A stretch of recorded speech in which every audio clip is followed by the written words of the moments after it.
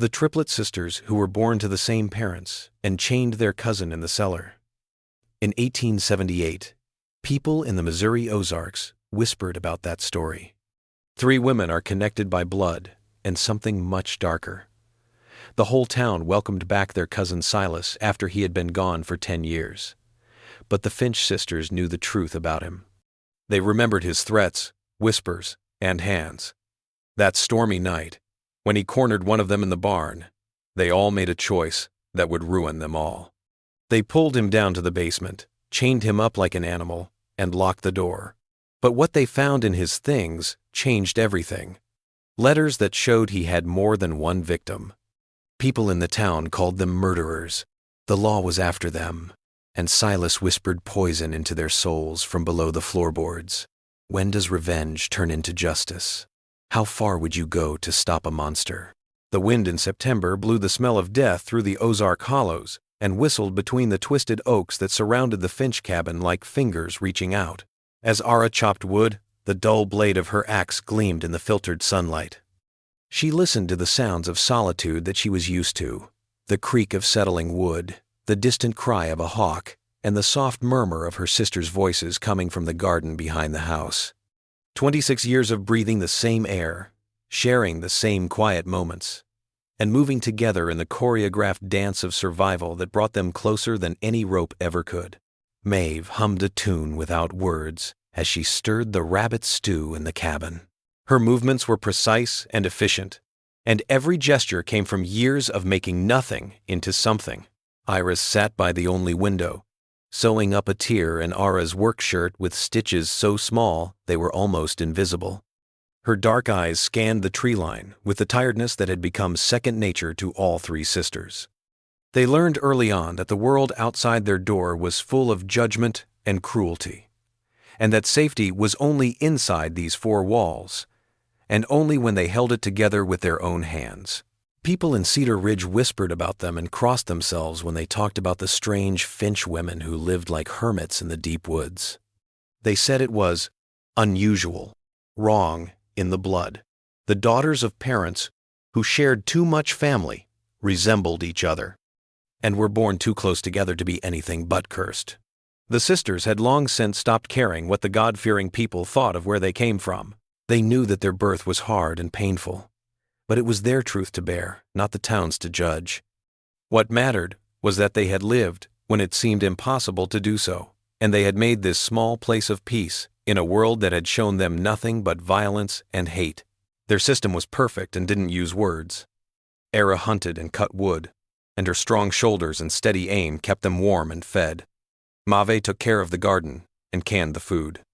She coaxed life out of the tough Ozark soil with her gentle hands. Iris handled their few interactions with the outside world. Her sharp mind figured out exactly how much contact they could have without raising suspicion or getting into trouble. They moved around each other like dancers who had practiced the same routine for years, knowing what the other person needed before they said it, and sharing burdens before they got too heavy for one person to handle. On a Tuesday morning, Silas Finch rode into Cedar Ridge with a saddle full of money and a smile that hadn't changed in 10 years. This broke the fragile balance.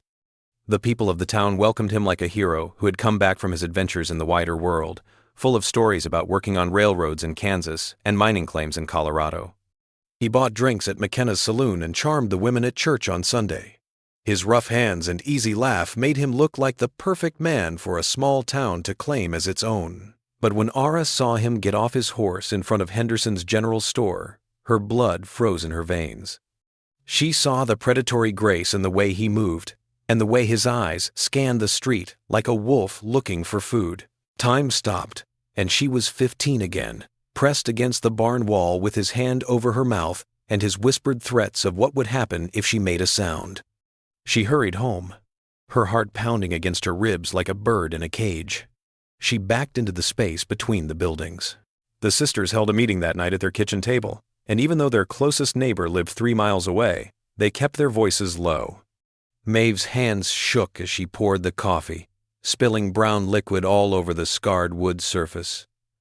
Iris sat up straight like a fence post, her face pale but determined. They had known this day would come at some point. Silas was family. And family had a way of coming back, no matter how hard you tried to get away from them. "He's not going to stay," Maeve said in a low voice, as if that would make it true. "He never stays anywhere long." But Ara saw something different in his eyes, a calmness that told her he had found what he was looking for. The next morning she walked into town and saw Sheriff Brody outside the courthouse, his belly straining against his vest buttons as he watched a new wanted poster go up. "Sheriff," she said, her hands shaking but her voice steady, "I need to talk to you about my cousin Silas." Brody barely looked at her. He was too busy lining up the paper perfectly.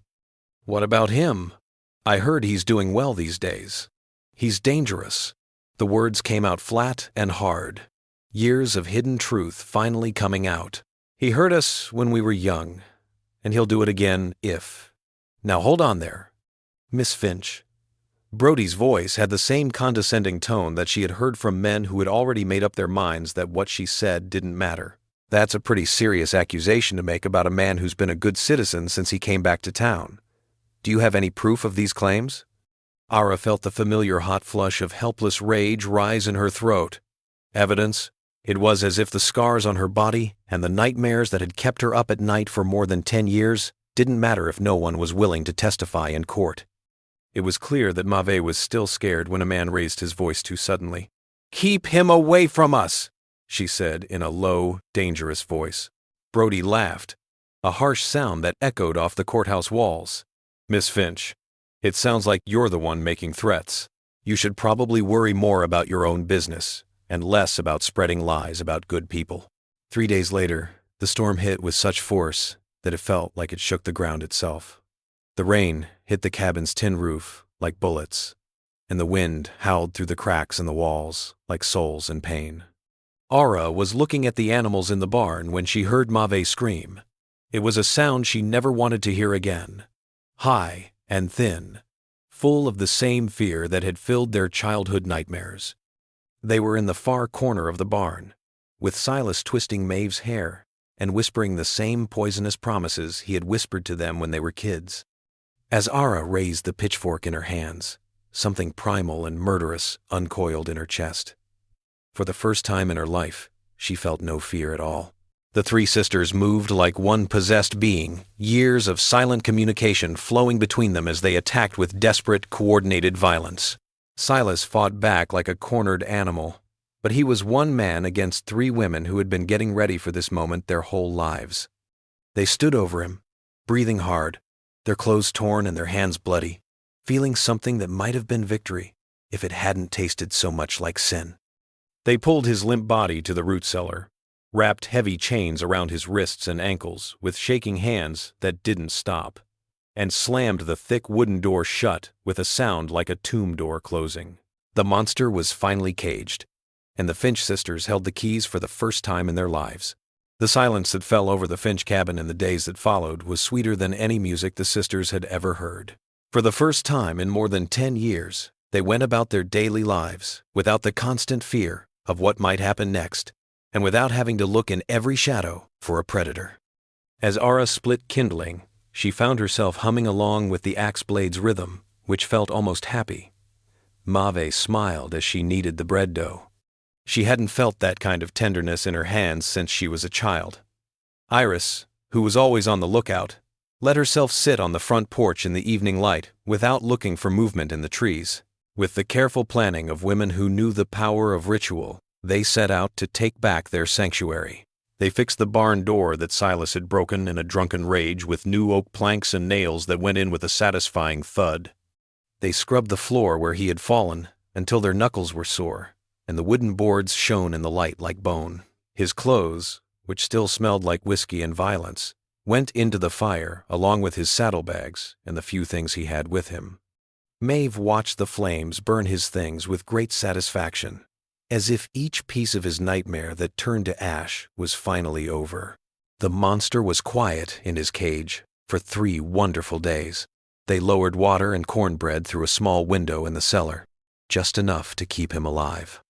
All they heard in return were chains scraping against stone, and the occasional groan that could have been pain or rage. The sisters started to breathe again, talk in normal voices instead of whispers, and sleep through the night without waking up every time the house creaked or sighed. But Silas Finch had not been able to live in the outside world for 10 years without fighting back. His voice rose through the floorboards like smoke through cracks on the fourth night.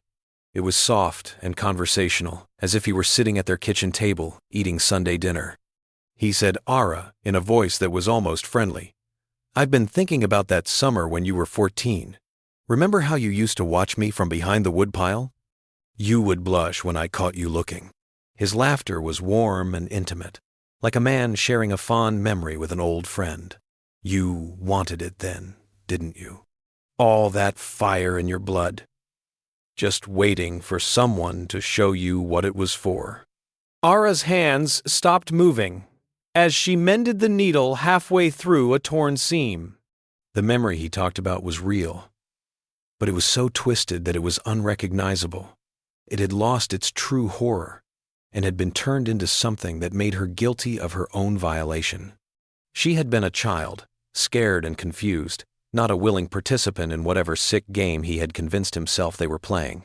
"And sweet Maeve," Silas went on, his voice changing like oil on water. "Always so eager to please, so desperate for someone to tell her she was good. You still are, aren't you? Still trying to earn love by being perfect. Still believing that if you're just gentle enough, just kind enough, the world will stop hurting you." His tone was cruel, surgical, and precise, cutting right to the heart of fears that Maeve had never said out loud. "But look what your kindness did to me. Look what it got you." Iris felt his gaze shift to her like a cold wind, and she braced herself for whatever poison he would try to put in her ears. "Poor little Iris," he said, "always watching, always thinking, but never brave enough to act. Is that why you let your sisters do the dirty work? Is that why you stood there like a statue while they beat me unconscious? Because you're too weak to get your hands dirty with violence." The psychological attack was unending and very well planned. Silas had been studying his victims for years, writing down their fears and weaknesses like a patient predator. From the darkness of the cellar, he turned their strongest ties into weapons, turning their shared memories into weapons. He praised Ara's strength but questioned her motives, praised Maeve's kindness but called it weakness, and praised Iris's intelligence but made fun of her paralysis. The outside pressure grew just as the sisters' bond began to break. On a Friday morning, Mrs. Henderson from the general store came by with a basket of preserves and a dozen casual questions about where Silas was. She had heard he was staying with them, she said, and several people in town were hoping to catch up with him before he moved on to his next adventure. The sisters looked at each other over the woman's gray head, and their first lie formed between them like a bridge they had to cross. "3 nights ago, he left," Ara said, her voice steady even though her heart was pounding. "Got some money from our jar and rode out before dawn. Said he had business in Springfield that couldn't wait. Mrs. Henderson's eyes narrowed slightly as she took in the sisters' tense postures and the way they stood too close together, like cows huddling against a storm. "That's strange," she said slowly. "His horse is still in McKenna's stable, paid up through the end of the month. The lie got bigger and more complicated, and it needed more lies to hold it up. They said that Silas must have sold the horse or lent it to someone who needed it. He was always doing things that were unexpected." Mrs. Henderson left with her questions unanswered and her suspicions clearly raised. The sisters knew that their story would be discussed and picked apart at every kitchen table in Cedar Ridge before nightfall. Sheriff Brody came the next Tuesday. His large body filled the doorframe like a storm cloud. He took the coffee they offered him like a man doing business, and his small eyes looked over their faces for signs of dishonesty. The same story was told again, but this time it was full of nervous details about Silas's restless nature and how he would suddenly disappear. Brody listened with the patience of a man who had heard a lot of lies while working in law enforcement. He nodded every now and then and wrote down notes in a small leather book. He said, "It's very strange for a man to leave without getting his pay from McKenna," while stirring sugar into his coffee slowly on purpose. Silas worked hard for a week to help fix the church roof.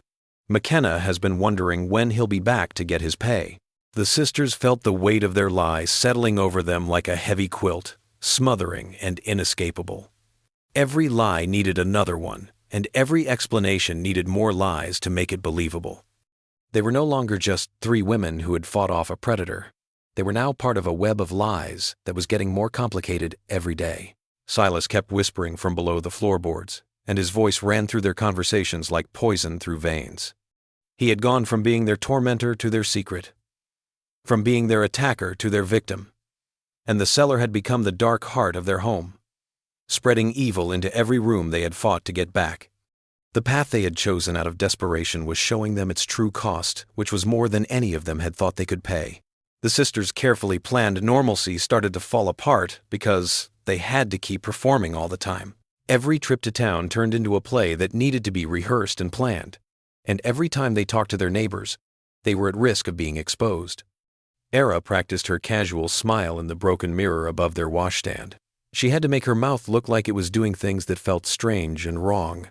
Maeve learned the details of their made-up story by heart so that she could tell it without pausing, even though her hands were shaking.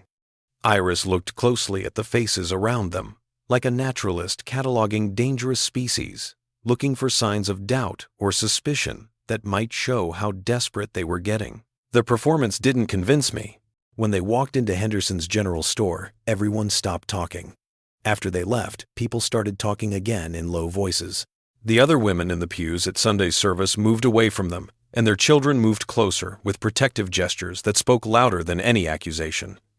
Reverend Hartwell, who had baptized all three sisters as babies, couldn't quite look them in the eye when he shook their hands after the service.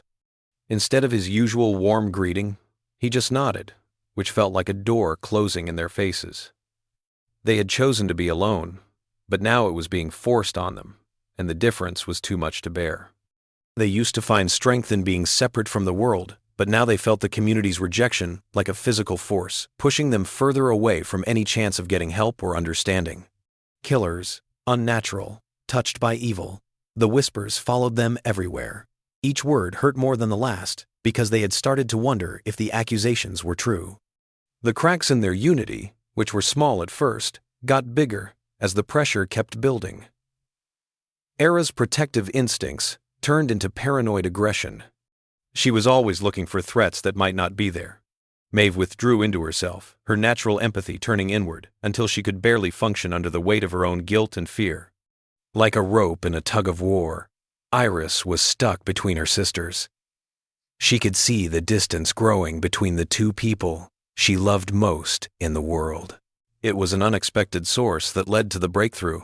Iris spent the night without sleep, studying the small wooden chest that Silas had left behind when he rushed to the barn that stormy evening. She needed to find a way to explain her actions, even if it was just to herself. The lock was easy to pick, and she was able to do it quickly with a bent hairpin and the patience that came from being desperate. She found something inside that changed everything. It was hidden under a pile of wrinkled clothes and a few coins that were dirty. The letters were tied together with a piece of rawhide, and the papers were yellowed from age and use. Iris took them to the kitchen table and spread them out by the light of a lamp. Her heart raced as she saw Silas's unique handwriting all over the pages of confession and bragging. The letters were sent to different men in different towns, and were written in a casual way, like one predator telling another predator stories. He talked about his conquests with the clinical precision of a hunter talking about successful kills, describing the women he had raped with a mix of contempt and pride that made Iris's stomach turn. Sarah Mackenzie is only 16 years old and lives in Kansas. She trusts people too much. Rebecca Walsh, a widow in Colorado, was so lonely that she ignored the warning signs. Mary Patterson from Arkansas, who fought back and got a beating that left her with scars for life. The names went on and on, a long list of victims spread out over half the frontier. Each woman was reduced to a few paragraphs of harsh description and harsh criticism of her flaws. The letters had an immediate and life-changing effect on Ara and Mave when they read them in the dark before dawn. The heavy guilt that had been suffocating them was gone, replaced by a burning certainty that burned away their doubts like morning fog. They weren't monsters who had locked an innocent man in their basement. They were women who had finally stopped a predator from hurting more people. The letters proved what they had always known but could never prove, that Silas Finch was exactly the monster they remembered from their childhood, and that their violent act had saved more lives. They felt good about themselves again for the first time since that night in the barn. The moral certainty that flooded through them was so strong that it washed away weeks of doubt and gave them the kind of clarity that comes from knowing for sure that you are right. They were no longer criminals trying to hide their guilt. They were tools of justice working outside a system that was too corrupt or scared to protect the innocent. Ara's plan seemed brilliant in its simplicity. Instead of pretending to be ignorant, they would use Silas's own words to show what he really was. Marking 17, remember, when have Silas is on, in quote. One have 17. She chose the most damning letter, which described in graphic detail how he attacked a young woman in Springfield, and then she went to town in the dark. As she had thought, Sheriff Brody's office was empty. She slipped the letter under his door and then disappeared back into the night, her heart light with the knowledge that truth would finally win out over willful ignorance. 3 days later, Brody showed up at their door with a face like a thundercloud and the letter in his big hand. This was the plan's biggest mistake. His small eyes sparkled with the satisfaction of a man who had finally caught his prey in a clear lie, and when he spoke, his voice was full of conviction. He waved the paper around like it was evidence in a courtroom and said, "This is your cousin's handwriting. Same as the signature on that deed he signed when he bought supplies from McKenna. That means one of you wrote this filthy lie to cover your tracks after you killed him." He stepped closer, his bulk filling their doorframe like a wall coming at them. "I have a circuit judge coming next week, and I want a warrant to search this property from top to bottom. You ladies better start thinking about where you buried the body, because I promise you I'm going to find it." The ground shook under their feet as their moment of victory turned into their worst nightmare. The very proof that should have cleared them had instead convinced the law of their guilt, and now all of the official suspicion was coming down on them like an avalanche. They were no longer just the subject of whispered rumors. They were the main suspects in a murder investigation. Their carefully crafted facade of innocence had fallen apart, leaving only lies and dust. The sisters stood in their doorway and watched Brody ride away, promising to come back with police and search parties. They felt like the walls of their world were closing in on them. The community that had only shunned them would now actively hunt them, and the law they had hoped would protect them had become their biggest enemy. Silas's laughter echoed up through the floorboards, the sound of a man who had won even from the bottom of his cage.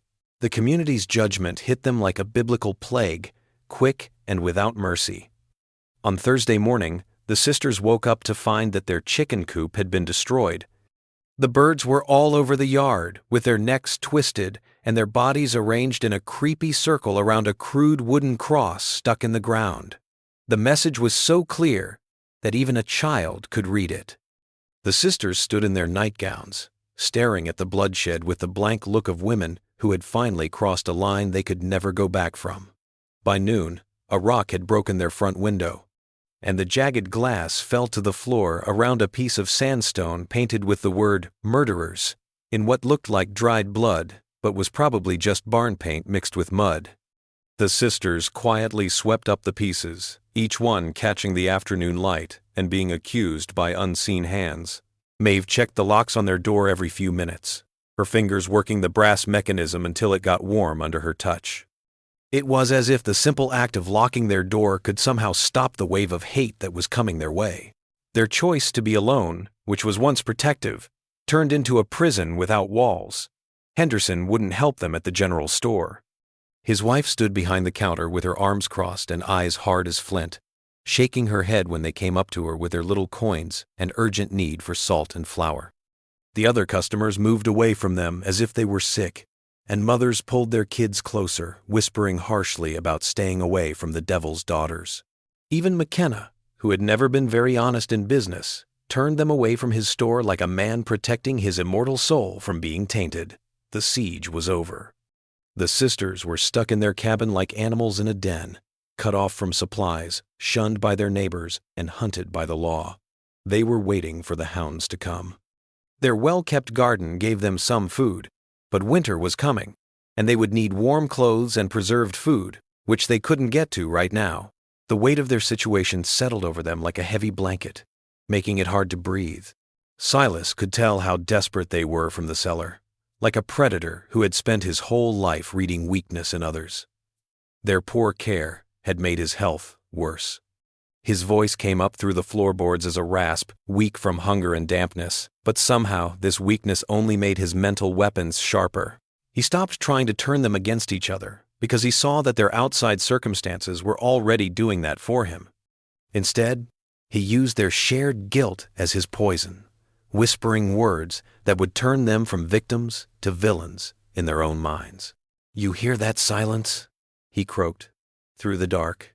His voice was barely audible, but it somehow reached every corner of their house. That's the sound of a whole community knowing what you really are. Monsters wearing the faces of women, child killers hiding behind scripture and sisterhood. His laughter was a broken sound, wet with phlegm and malice. God has left you now, hasn't he? Can you feel his face turning away? Can you feel how heavy your sins are on this house, like stones on a grave? The relentless assault on their moral certainty began to crack the foundations of their unity. Mavé, who was always the most sensitive to other people's pain, began to see Silas's thin body not as a caged predator, but as a dying man whose blood would stain their souls forever. She brought him extra water without telling her sisters. Her hands shook as she lowered the bucket through the small window, and her heart broke a little more each time she heard him whisper his thanks. The difference between her natural kindness and the truth of their situation tore at her like two winds fighting each other, leaving her tired and empty.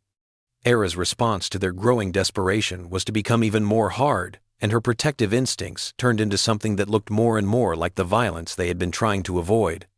She checked and rechecked their guns, cleaned her rifle with obsessive care, and spoke in short sentences about what they would do when Brody came back with his warrant. The woman who used to protect them from the world's cruelty was turning into something harder and more dangerous. Her love for her sisters had turned into a willingness to kill for them. It was a rainy night, when the walls of their cabin seemed to close in on them like a fist. That was when things got too much. Maeve couldn't take the guilt anymore, and turned on Ara with the rage of a woman whose very nature had been pushed past its breaking point. The words came out of her like water from a broken dam. Accusations that she liked the power, that she had become what they had fought against, and that she was turning their home into a tomb that would kill them all. "You like having him down there?" Mavé said, her voice hoarse from crying and being tired.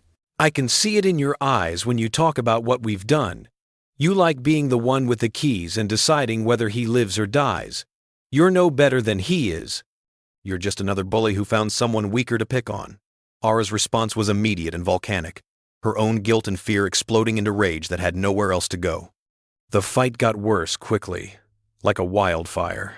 Years of hidden anger and pain fed the flames until words turned into weapons and weapons turned into fists. Like wild animals, they fell on each other, clawing and hitting each other with the desperate rage of women who had nothing left to lose. Their lifelong bond broke under the weight of things that neither of them could control. Iris stood in the corner of the kitchen, unable to move as she watched her two anchors destroy each other. The sisters who had always moved together were now two separate beings, each in their own pain, and their bond was broken beyond repair. When they finally broke up, they were breathing hard and bleeding from small cuts. The silence that fell between them was deeper than any grave, heavy with the knowledge that they had lost something valuable and irreplaceable forever. The Finch women had to face the terrifying truth of what they had become at that moment of total destruction, when their sisterhood was in ruins and their enemies were closing in from all sides. They were no longer three sisters fighting the world together. Three scared, guilty women were stuck in a house with their sin, waiting for judgment to come down on them like the anger of an angry God. Hope wasn't just gone. It was dead and buried under the weight of their decisions. The hangman's noose seemed like a mercy compared to the hell they had made for themselves. The cabin fell into a silence deeper than any grave, the kind of quiet that comes after something that can't be replaced dies. The sisters went about their daily lives like ghosts for 3 days, haunting the ruins of their old lives. Each woman was stuck in her own private purgatory of guilt and blame. Era chopped wood with perfect accuracy, her strokes falling in a steady rhythm while her eyes stayed fixed on a distant horizon that held no hope of salvation. Maeve pulled weeds from her garden with shaking hands, as if she were trying to bring order to a world that had gone out of control. Iris sat by the broken window, her mending forgotten in her lap, staring at the empty road with the blank look of a woman who had seen the future and found it lacking. They didn't talk to each other anymore, except for the short, necessary exchanges needed for survival. Pass the salt, check the lock, and bank the fire. When they did speak, their voices were careful and distant, lacking the warmth and understanding that had once flowed between them like lifeblood. The sisterhood that had been their greatest strength was now in pieces around them, another victim of the path they had chosen in their desperate moment of self-defense. Silas kept whispering from below the floorboards, but his voice was weaker and more distant, as if the act of speaking was taking away what little life was left in his wasted body. His psychological attacks had lost their focus and turned into long, rambling speeches about divine justice and the consequences of sin, spoken in a voice that changed between righteous anger and desperate pleading. Even though he was weaker, he was still like a cancer in the middle of their home, poisoning every breath they took with the knowledge of what they had done. The cabin's suffocating atmosphere changed on the fourth night. Iris got out of bed and walked to the kitchen with purpose, even though she didn't know why. She couldn't take the weight of her own thoughts any longer. She lit a lantern with steady hands, picked up a three-legged stool from next to the fire, and walked straight to the cellar door without stopping or saying anything. Her sisters stood by and watched as she lifted the heavy wooden bar and went down into the dark below. The circle of light from the lamp swallowed her like water closing over a stone. The cellar was a dark, damp place where things were falling apart. The air was thick with the smell of human waste and desperation. Silas lay curled up in the corner where the chains let him reach. His once strong body was now sharp angles and empty spaces, and his clothes hung on him like burial shrouds. When the light hit his face, he slowly opened his eyes, as if he were used to being in the dark. For a moment, the predator and the prey looked at each other across the small space between them. Iris didn't say anything. She put her stool in the middle of the cellar and sat down with her hands folded in her lap. Her face was calm and neutral. She made herself look at what they had done, not the justified capture of a dangerous predator or the righteous imprisonment of a man who deserved far worse, but the slow, planned death of another person. She didn't flinch or look away when the truth hit her like a heavy cloak. She sat in that dark, stinky room for hours, breathing in the toxic air and looking at the thin body chained to the wall. Yes, she saw the man who had scared her as a child, but she also saw the broken thing that man had become. After weeks of being held captive and starving, he was barely recognizable as human. What they had done was so complicated, necessary, and horrible, justified and damning that it filled the space between them like a living thing, demanding recognition and acceptance, instead of the comfort of knowing they were right or the heavy burden of guilt. When she finally came out of the cellar, the first gray light of dawn was coming through the cracks in their boarded window. Her sisters were sitting at the kitchen table like people who were sad. The woman who climbed those wooden steps was different in a deep way. She walked with the careful dignity of someone who had looked into the darkness and light of their own soul and found both. "I'm scared," she said simply. This was the first time any of them had said something that was completely honest in days. "I'm scared of what we've done, and I'm scared of what's going to happen to us. And I'm scared that we've lost ourselves in trying to save ourselves." Her voice was steady, but tears ran down her cheeks in silver tracks that caught the light. "But mostly, I'm afraid that if we don't learn to accept who we are, we'll die without knowing each other." Her words' vulnerability broke down the wall of ice that had grown between them better than any argument or accusation could have. Ara's tough exterior broke like an eggshell, showing the scared woman underneath. Maeve's self-imposed isolation fell apart because she needed to connect with someone so badly. They came together, not in the frantic need that had brought them together before, but with the slow, careful movements of people who were handling something valuable that had been broken and could break again. They talked all morning and into the afternoon, their voices low and careful. They chose their words carefully, like women who knew that getting this right was very important. The talk wasn't about strategy or survival. It was about truth, who they were and who they wanted to be, the line between justice and revenge, the cost of fighting monsters, and the cost of becoming them. This painful honesty gave rise to clarity, which in turn gave rise to purpose. They wouldn't run away, lie, or act like their actions were pure or simple. Instead, they would honor the truth in the only way they could, by making sure that the women whose names they had found in Silas's letters knew they weren't alone, that someone had seen their pain and acknowledged it, and that their suffering hadn't been hidden or meaningless. Iris found the address in one of Silas's letters, which he had written in a messy way. Above a return address in Springfield, she wrote carefully and slowly, choosing her words with the weight of a woman confessing. She used paper from her diary and ink made from pokeweed berries. She didn't lie or make excuses. She just told the truth. They had found proof of what had happened. They knew how much it would cost to stay quiet. And the woman who got this letter was not forgotten and not alone. They used the last of their secret savings to pay a traveling merchant to take the letter to Springfield. They watched him drive away, knowing that they had put their lives in the hands of chance. It wasn't a big show of respect or a brilliant plan. It was just a small act of recognition that justice wasn't something you could take for yourself, but something you could give to others, even if it meant giving up everything you loved. They could see dust rising on the horizon, and riders coming closer and closer, like an avalanche. Sheriff Brody was coming with his warrant and his conviction, bringing with him the weight of the law and the judgment of the community. But for the first time in weeks, the sisters felt like they were getting close to peace. They were happy that they had finally remembered who they wanted to be. The video, The Inbred Triplet Sisters, Who Chained Their Own Cousin in the Cellar Horrible Revenge, Ozarks 1878, from the channel Tales Beneath the Veil, has the script. Here is where you can watch the video.